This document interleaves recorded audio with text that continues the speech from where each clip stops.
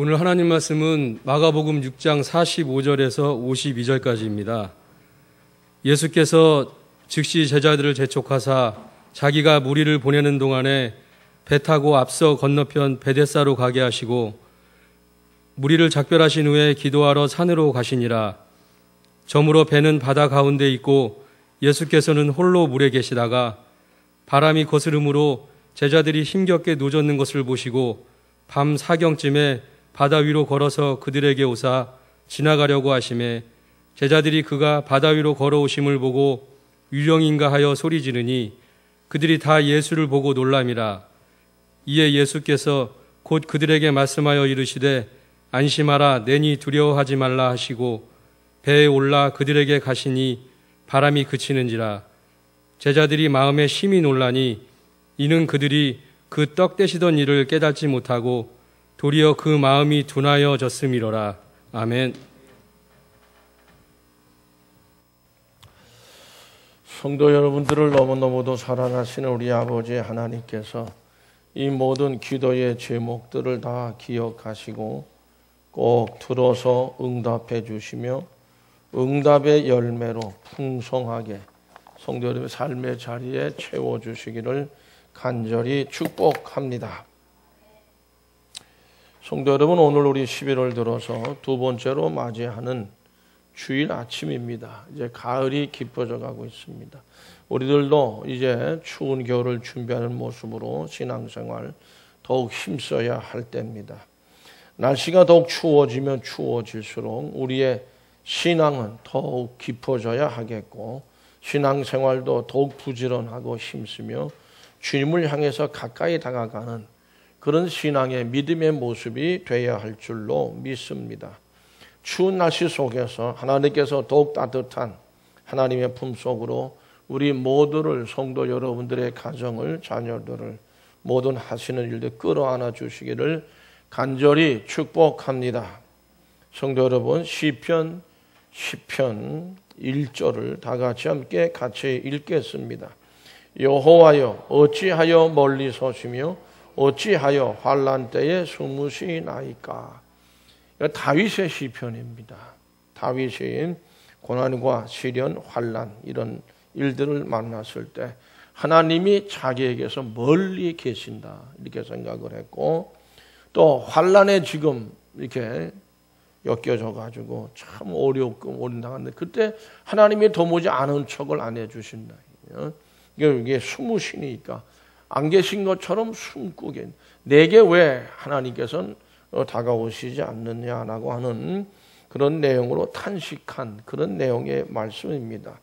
그렇습니다. 우리가 인생의 삶을 살아가는 동안에 우리 신앙인이라 하더라도 우리들에게도 자신의 어떤 고통의 자리, 괴로움의 자리, 또 환난의 자리 그렇게 많이 힘들어하면서 그런 괴로움을 겪을 때에 하나님이 멀리 계시는 것, 저 하늘에 멀리 계시는 분으로 여겨지게 되고 또 환난 때 뭔가 하나님께서 역사하지 않는 것 같아서 의심과 회의에 빠지게 되고 하나님 자신을 감추고 계신 것 같은 이런 생각을 가질 때 있습니다. 그럴 때 우리는 절망하게 되고 낙심하게 됩니다.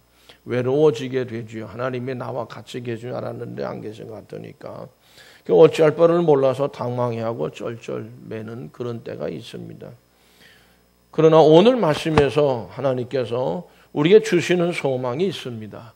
우리가 사랑하는 주님은 우리가 괴로움을 당하고 있을 때 그냥 무심하게 보고 계시기만 하는 분이 아니고 우리의 괴로움을 지켜보시면서 면밀히 살피시고 끝내는 그 우리가 겪고 있는 괴로움의 그 현장으로 따라서 하실까요? 찾아오시는 주님, 찾아오시는 예수님, 그 예수님으로 오늘 말씀에서는 나타나고 있습니다. 예수님은 우리가 어떤 분이신가? 라고 물었을 때 내가 믿는 예수님은 이런 분이다. 우리가 믿는 예수 그리스도를 어떤 분으로 우리가 믿고 있느냐? 이 문제는 대단히 의미가 있는 일입니다. 마가복음 6장 48절 말씀 같이 읽어보실까요? 바람이 거스름으로 제자들이 힘겹게 노젓는 것을 보시고 밤 4경쯤에 바다 위로 걸어서 그들에게 오사 지나가려고 하시매. 아멘. 제자들이 배를 타고 노를 저으면서 갈릴리 바다를 건너갑니다. 반대편으로. 예수님과 함께 있던 곳에서 배를 타고 이제 밤이에요. 이제 건너가는데 건너가고 예수님은 산으로 가셔서 홀로 기도하고 계셨습니다. 근데 예수님께 기도하시다가 뭘 보셨는지 잘 모르겠는데 어쨌든 그 제자들을 이제 아마 이게 뭐 배를 타고 잘 가고 있나 뭐 이렇게 보신 거 아니겠습니까? 근데 그들이 노젓는 모습이 아마 눈에 보이셨나 봐요. 그러니까 그들의 모습이 예전의 모습 같지 않아요. 무척 괴로워 보였다는 거죠. 엄청나게 괴로운 모습으로 저들이 노를 젓고 있는 것을 보시게 됐다는 거죠. 아마도 계속해서 보고 계셨는지도 모르죠. 모습이 아주 괴로웠던 것은 배가 이게 진행을 하는데 바람이 반대편에서 불어오고 있었어요. 그러니까는 배가 제대로 잘 나가지 않게 되고 배가 나가는데 바람이 부니까 그 바람이 아마 좀 바람이 세기가 좀 셌던 것 같죠. 그러니까는 이게 물결이 치기 시작하고 큰 파도로 바뀌고 이런 모습이 됐습니다. 그로 인해서 결국 물결이 거칠어지고 파도가 일렁이고 그렇게 됐어요. 또 때가 밤 4경이라고 되어 있는데 성경에서 4경이라고 하는 시간은 새벽 3시에서 6시 사이입니다. 그러니까 새벽도 아주 깊은 때예요. 아주 깊은 때. 어쨌든지 때가 한밤중이었고 배는 지금 바다 한가운데 있고 거스르는 바람으로 인해서 배가 앞으로 나가지 못하고 물결은 자꾸 거칠어지고 파도가 치고 뭐 조금 더 과장해서 얘기하면 배가 뒤집어질 수도 있는 이런 위기에 빠져 들어갑니다. 그러면 생명까지도 위협을 받게 되는 것이죠. 근데 그럼에도 불구하고 노를 그냥 괴롭게 있는 힘을 다해서 가는데도 바람은 잠잘 줄 모르고 더 거세고 야 이러다가 우리가 여기서 이제 바다에 빠져 죽는 거 아닌가 뭐 그런 상황이 됐습니다. 그러므로 저들은 노를 젓는 것이 너무 괴로웠어요. 그런 상황을 예수님이 지켜보신 겁니다. 더군다나 제자들의 이 괴로움이라고 하는 건 단순히 육체적인 괴로움만은 아닙니다. 아니고 거슬러 부는 바람이나 그 바람으로 인해서 아주 파도가 주는 말이죠. 뭐 그런 어떤 불안감, 두려움, 이게 정신적으로, 심적으로 오는 고통이 같이 함께 온 거예요. 야 이러다 우린 진짜 건너가지도 못하고 바다에 결국 평생을 그 바다에서 고기 잡던 어부들임에도 불구하고 아주 정신적인 어떤 고통이 함께 밀려오는 그런 괴로움을 겪고 있었습니다. 사람들은 선한 의지를 가지고 뭔가를 해보려고 하지만 그 뜻대로 이루어져 가지 않을 때에 우리 너무도 고통스러워할 때가 많습니다. 제자들이 괴로운 모습으로 노를 저었다고 하는 것은 거슬려 불어오는 바람, 그 바람을 뚫고 거친 파도를 헤치면서 바다 건너편 목적지로 가기 위해서 안간 힘을 쓰고 있는데 제대로 안 되는 거예요. 그건 더 괴로워할 수밖에 없어요. 이러한 경우에 사람들은 그래요. 야, 우리뿐이다. 선생님도 안 계시죠 지금. 저기 거의 우리 자기들 먼저 보내고 기도하고 계시니까 우리들 뿐이다 이런 생각이 들 때, 혹은 나 혼자뿐이다 이런 생각이 들 때 우리 인생들은 무척 외로워집니다. 삶에 대한 의욕을 상실하게 되고 자신감도 잃어버립니다. 나 혼자 우리끼리 뭘 할 수 있겠느냐, 이게 그러나 이게 극복해 가야 된다 이런 생각이 들 때, 그때가 밤이었고 암흑천지예요. 그와 같이 더 어둠이 현실을 어둡게 보게 되고 두려움에 사로잡히게 됩니다. 성도 여러분, 이런 상황에서는 하나님을 잘 믿는 사람들이라고 하더라도 다급해집니다. 다급해지는데, 다급해지면 우리는 마땅히 신앙인으로서 하나님을 찾아야죠. 예수님을 찾아야 돼. 부르짖어야 되죠. 근데 워낙 다급해지니까 그런 생각이 들지 않아요. 그러니까 성도 여러분, 기도 생활 꾸준히 하시라는 거예요. 기도 생활 훈련되면 다 떠오릅니다. 이럴 때 더 기도해야 되지 않은데 이 훈련이 안 되면 그런 생각이 잘 안 들어요. 어쨌든 그런 생각조차도 들지 않는 거예요. 그러니까 뭐가 나와요? 자기 힘, 자기네들의 어떤 힘으로, 방법으로 이걸 헤쳐나가려고 그래요. 인간적인 방법이에요. 인간적으로 뭐가 갖고 있는 그것으로 해결을 해보려고 한다 그 말이죠. 그러나 그러면 그럴수록 점점 인간으로서의 한계를 느끼게 되는 거고요. 절망합니다. 믿음이 있다고 하는 것도 믿음이 다 무너져 내립니다. 예수님의 제자들은 예수님과 함께 계셨으면 좋겠다, 그런 생각도 다 잊어버렸어요. 오늘 말씀을 보면 마가복음 6장 47절 하반절에서 48절 상반절에 보면 같이 읽어봅니다. 예수는 홀로 무태에 계시다가 바람이 거스름으로 제자들이 괴로이 노젓는 것을 보시고, 그렇습니다. 자신들의 힘, 자신들의 방법, 노력으로 자신들의 문제를 해결해 보려고 하는 그런 의도에서 힘을 다해서 노젓는 일이 너무너무도 안타깝고 괴로웠습니다. 그런 제자들을 예수님이 보고 계셨다는 거예요.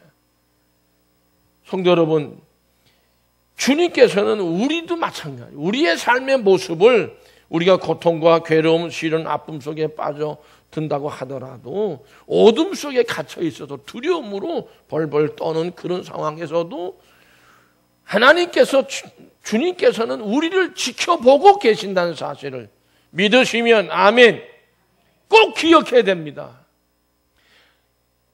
내가 다급하고 당황한다 하더라도 하나님은, 내가 잘못했고 죄를 지었다 하더라도 하나님은 나를 지켜보고 계신다는 거죠. 성도 여러분, 제자들과 무리들을 예수님께서는 그 전에 이제 오병이어 역사가 있었어요. 그래가지고 많이 모여들고 다 보냈어요. 다 보냈고 제자들도 또 이제 배를 태워서 건너편을 가라 그러시고 혼자 남으셨단 말이죠. 기도하시는 중에 제자들에 대해서 뭔가 걱정이라고 그럴까, 뭔가 제가 볼 때 예수님의 사랑이라고 생각하는데요. 제자들이 어떻게 지금 잘 가고 있나, 이런 생각을 당신 마음에 두셨던 것이 아닌가, 이렇게 저는 생각합니다. 그러니까 나 기도 중에 모르겠어요. 예수님은 눈 뜨고 기도하시는지 눈 감고 기도하시는지 잘 모르겠지만은 이렇게 막 눈을 감고 기도했던 눈을 떠서 보지 않았을까, 예수님께서. 이렇게 생각도 되는데, 보다 보니까 제자들이 이게 노를 줬는데 괴로워하는 그런 모습이 보였단 말이죠. 그와 같이 예수님은 제자들에 대해서 그 마음을 비우지 않는 분이다. 그와 같이 우리들에게도 하나님은 우리가 어떤 일을 겪고 있고 어떤 상황이 있든지 우리를 향한 그 사랑을 결코 마음에서 비우지 않고 우리를 아주 면밀하게 잘 살피시는 예수님, 그런 예수님을 꼭 믿으시고 그 믿음으로 충만하시기를 간절히 축복합니다. 성도 여러분, 우리가 믿고 의지하는 주님은 바로 그런 분이십니다. 이 사실을 알고 믿는 것은 대단히 우리가 시련에 빠질 때 굉장한 힘이 되는 거예요. 하나님이 결코 나를 버리지 않을 것이라고 하는 것이죠. 나와 함께 하실 것이라는 것이죠.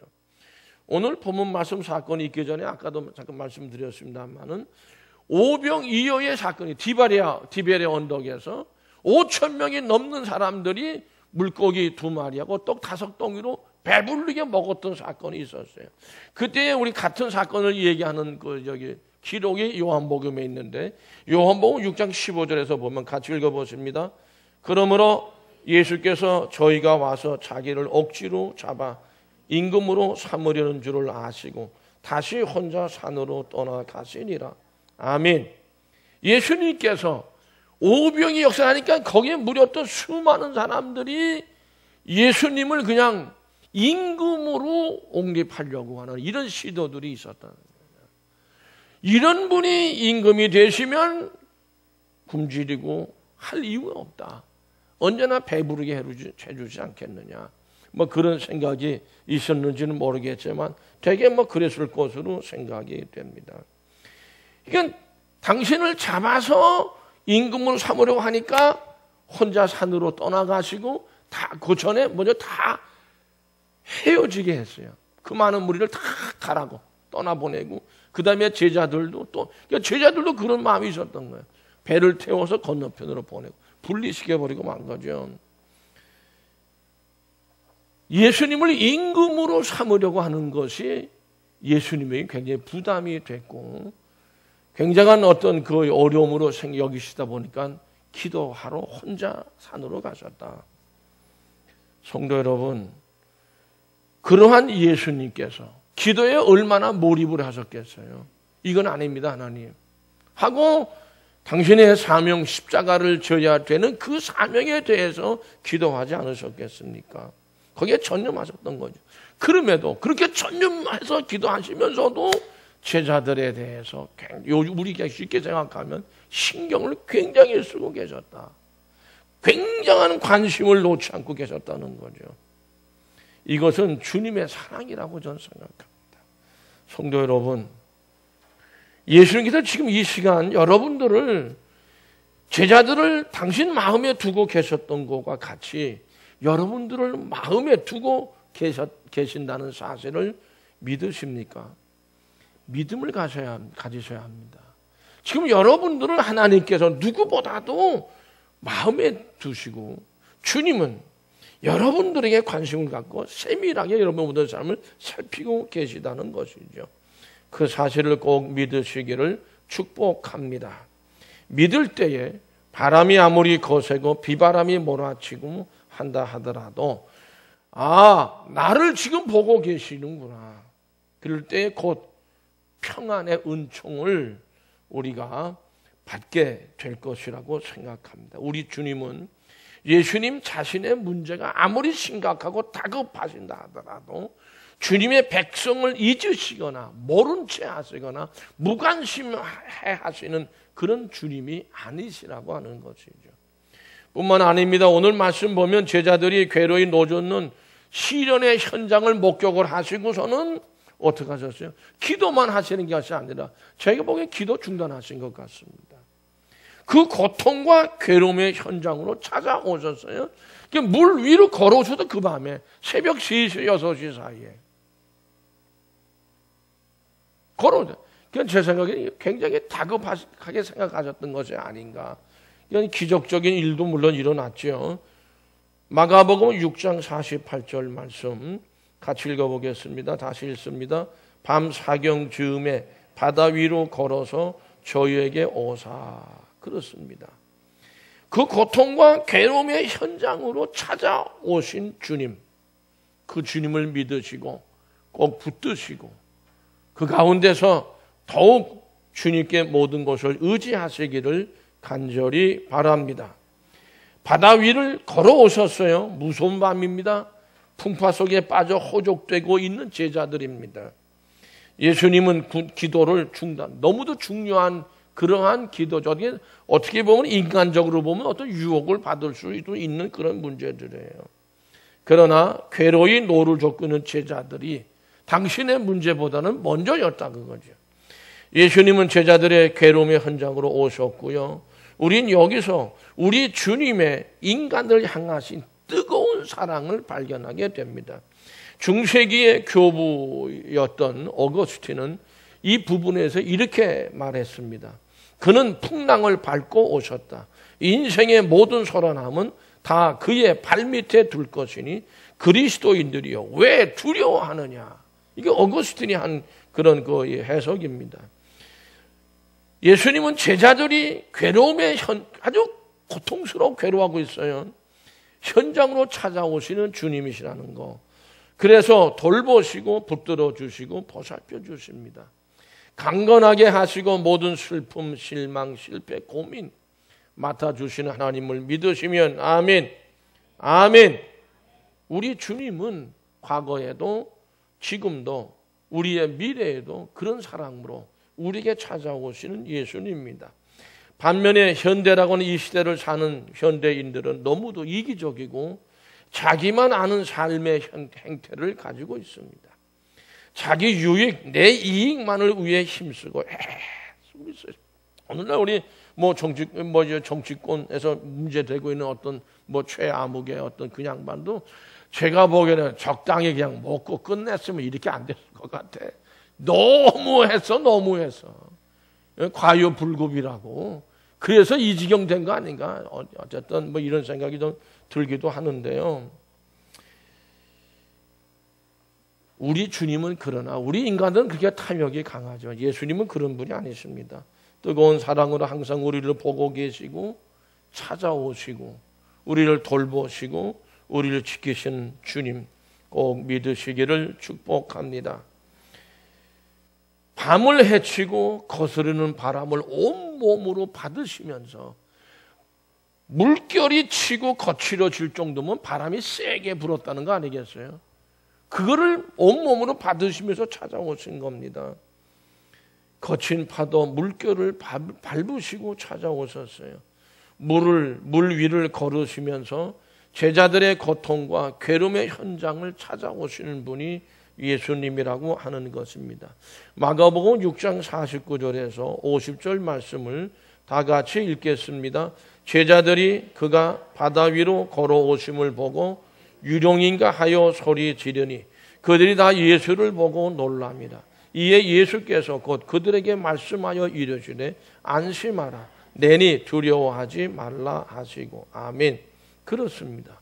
괴로움에 또 두려움에 사로잡혀 있는 제자들을 향해서 예수님께서 내니 안심하라 그랬어요. 나다 그래. 나다. 그러니까 예수님이라 그러면은 너무 다급하니까 생각지도 못해 예수님을 만나면 마음이 좀 편안해지지 않겠습니까? 내니 안심하라 그랬어요. 나라 주님이심을 알리셨어요. 부활에 예수님을 만나러 갔던 막달라 마리아, 문이 열려 있고 시신은 없고 염려 근심 걱정이 꽉 찼습니다. 그때 마리아야 이름을 부릅니다. 예수님께 부활의 예수님께서 안심하라 하는 거 아니겠어요? 그러니까 여기서 나다 내니라고 하신 말씀, 그리고 말씀을 하셨어요. 말을 걸으셨어요.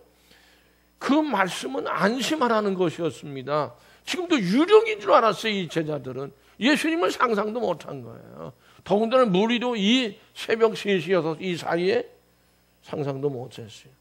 결국 안심하라는 이 말씀은 내가 함께 있지 않느냐, 그런 물음이라고 저는 생각합니다.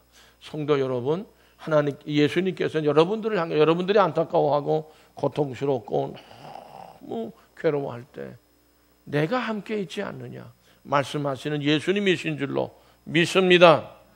항상 우리와 함께 계십니다. 그 다음에 또 하신 말씀이 두려워하지 말라고 하십니다. 한밤중이죠. 어둠이 짙죠. 물결이 거칠죠. 바람이 드셉니다. 있는 힘을 다해 인간적인 노력을 다 해요. 너무도 괴로워. 이 새벽의 암흑을 끝내는 예수님께서는 배가 앞으로 가지 못하는 상황이란 말이에요. 뒤로 물려가는 것 같은 상황이에요. 두려워하지 말라. 내가 있다는 것이죠. 왜 이런 말씀을 하실까요? 주님께서 저희들과 함께 계시기 때문에 그렇습니다. 제자들과 함께 계셨어요. 여러분들과 우리와 함께 계시는 예수님을 믿습니다. 마가복음 6장 51절을 같이 읽겠습니다. 배에 올라 그들의 가시니 바람이 그치는지라 제자들이 마음에 심히 놀라니 그랬어요. 예수님이 유령처럼 보이게 올 때는 놀랬다고 그랬는데 이제 예수님이 배 위에 오르시니까 어떻게 됐어요? 심히 놀래. 바람이 잔잔해졌다 그 말씀이거든요. 바람이 그치고 물결도 그치고 잔잔해졌습니다. 성도 여러분, 우리가 괴로움 속에서 힘들어하고 불안해하고 두려움으로 참 견디기 힘들어할 때 내 자신의 삶의 현장인 그 배에 예수님께서 올라오시면 모든 게 다 변화가 일어납니다.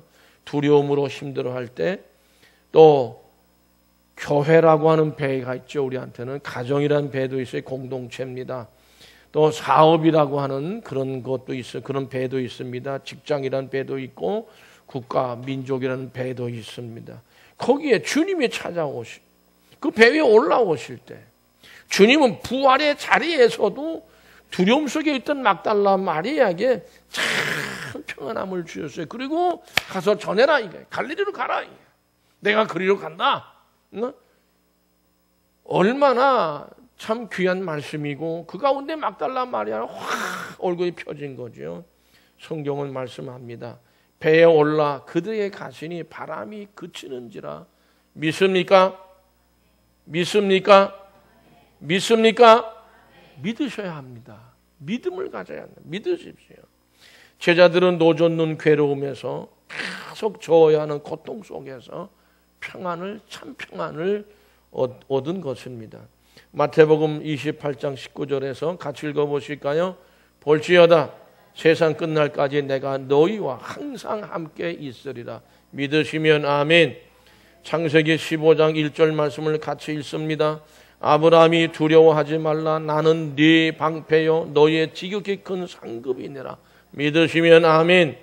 시편 17편 8절 말씀을 같이 읽습니다. 나를 눈동자같이 지키시고 나의 날개 그늘 아래 감추사. 믿으시면 아멘. 이런 모든 말씀은 성경 안에 너무너무도 많이 기록되어져 있습니다. 예수님은, 하나님은 자기 백성을 원수들에게서 지키시는 하나님 주님이시요, 보호하시며 구원하시는 예수님이시고 하나님이시라는 말씀입니다. 그러므로 주님의 백성들은 어떤 경우라도 두려워하거나 무서워하지 말고 오직 우리를 찾아오시는 주님만을 의지하고 신뢰하며 그 믿음으로 그 손을 붙들어야 할 줄로 믿습니다. 성도 여러분, 우리는 오늘의 삶 가운데서 내 가정이나 또 모든 문제들, 많은 문제들이 있어요. 폭풍 속에서 허우적거리기도 합니다. 괴로워하고 안타까워할 때 우리는 좌절에 빠지기도 하고 참 눈물 흘리면서 어떻게 할 줄 몰라 그저 발을 동동 구를 때가 있습니다. 우리 주님은 그러나 정확한 시간에 정확한 때에 우리에게 도움을 주시기 위해서 지켜보시다가 끝내는 찾아오셔서 우리를 구원해 주시는 주님, 하나님을 꼭 믿으시고 그 믿음으로 승리하시기를 축복합니다. 우리는 믿음을 가져야 합니다. 불안해하지 말고 믿음으로 그 불안을 이겨내야 합니다. 성도 여러분, 주님은 결코 우리가 허물 가운데 있다 하더라도 주님을 찾고 주님을 의지하고자 할 때 우리를 외면하지 않으시고 찾아오시는 주님이십니다. 오늘날 우리 우주의 기라고 하는 얘기를 대통령이 얘기를 해가지고 한참 회자되고 있는 그런 말인데, 우주의 중심은 열이나 또 다른 어떤 에너지가 아니고 핵도 아니에요. 인격적인 사랑의 하나님이 우주의 중심인 줄로 믿습니다. 내니 두려워하지 말라, 안심하라 말씀하시는 주님의 음성이 이 우주의 키라고 하는 말씀이죠. 이 말씀을 믿고 의지하는 믿음이야말로 우리 인간의 삶을 지탱시키고 존속시키고 보호하는 유일한 길입니다. 성도 여러분, 우리 주님께서 우리의 삶의 현장으로 찾아오셔서 배에 오르실 때 우리의 삶의 현장은 변화되기 시작합니다. 마가복음 6장 51절 말씀 같이 읽어보실까요? 배에 올라 그들에게 가시니 바람이 그치는지라. 제자들이 마음에 심히 놀라니. 그렇습니다. 성도 여러분, 예수 그리스도께서 계신 곳에는 풍파가 잔잔해집니다. 소란이 사라집니다. 평화가 찾아옵니다. 할 수 없다던 일들이 이루어집니다. 견딜 수 없던 일들이 견딜 수 있게 되는 것입니다. 실패하고 깨어진 모든 것이 회복되어지고 치유되어지고 새 희망으로 가득 차게 된다고 하는 확신의 말씀입니다. 저는 한 가지 이야기를 더 하고 오늘 말씀을 마치려고 합니다. 문학평론가고요. 이대 교수도 지내셨고 현재 영인문학관 관장이고 하신 분인데 강인숙이라는 분이 계십니다. 이렇게 하면 여러분들이 잘 모르십니다. 우리나라의 지성의 상징으로 합리적 지성이라고 하는 이어령 옛날에 문화부 장관 했던 분의 부인 되는 분입니다. 이민아라고 하는 그런 그 목사에 대한 이야기 이름을 기억하십니까? 이민아, 이어령 씨하고 이 강인숙 그 영인문학관 관장 사이에 태어난 딸입니다. 2011년도에 결국 이제 위암으로 먼저 하나님 나라로 가신 분인데 그 어머니가 미나 이야기라고 하는 제목의 글을 썼어요. 그리고 책으로 이제 출간을 했습니다. 이 이민아 목사는 투병 기간 중에도 이런 내용을 제가 몇 가지를 추려봅니다. 땅 끝의 아이들, 땅에서 하늘처럼, 하늘의 신부 이런 등에서 세 권의 신앙 간증서를 펴낼 정도로 헌신적인 신앙이었다. 그 어머니의 얘기예요. 당대 한국 사회에서 합리적 지성의 상징이었던 이어령 전 장관이 이 목사 때문에 기독교에 귀한 것은 유명한 일화다. 그렇죠. 그분이 세례까지 다 받았습니다. 이 목사는 김한길 전 새정치민주연합 공동대표의 첫 아내이기도 하다. 강인숙 관장은 이렇게 얘기합니다. 이민아 목사에 대해서 그는 변호사도 검사도 목사도 아니고 그냥 내 딸, 자기 딸이다. 그 책에서 결국에는 불치의 병으로 딸을 떠나보내게 위암으로 되어 있어요. 마지막에 그 어머니가 섬세한 필치로 써내려간 그리움의 기록으로 되어져 있습니다. 내게 미나는 변호사도 아니고 검사도 아니고 목사도 아니다. 이 사람은 변호사, 검사도 했고 목사도 다 나중에 목사까지 했어요. 그냥 딸이다. 내 피 중에 피요, 살 중에 살인, 내 피부치. 쉰이 돼도, 그러니까 50살이 돼도, 예순이 돼도 내가 사랑해 주어야 할 하나밖에 없는 딸이다. 내가 그리워하는 것은 그것이다. 몸을 가지고 살아있던 미나, 복스럽게 음식을 먹던 미나, 탄력 있는 목소리로 나를 부르던 미나, 따뜻한 손으로 내 아픈 곳을 쓰다듬어 주던 미나. 이 미나 목사는 남이 잘하는 것은 잘못하고 남이 잘못하는 것을 잘하는 이상한 아이였다. 추상적이고 논리적인 사고에 탁월했다. 미국에서 혼자 아이를 기르면서도 휴학 없이 법대를 졸업하고 변호사로 일하다 하늘의 별따기라는 미국 검사가 되었다. 반면 현실적이고 실용적인 일에는 서툴렀다. 이 사람이 제가 이제 쭉 읽어본 거로 봐서는 검사가 된 목적이 뭐냐면 어렵고 힘든 사람들을 도와주기 위해서 검사가 됐다고 되어져 있어요. 이 사람은요. 어떤 실용적인 서툴렀다. 방향 감각이 둔했고 요리도 청소도 잘하지 못했다.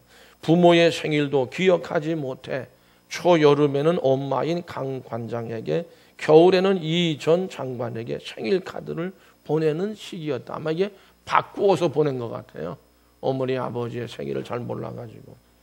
이 목사는 유복한 집안의 장녀였고 탁월한 죄원이었다. 누구나 부러워할 만한 조건을 갖췄다. 그러나 성인이 된 후 그의 삶에는 고생과 불행이 번갈아 들이닥쳤다. 2번 결혼해 4명의 아이를 두었지만 2번 모두 이혼했다.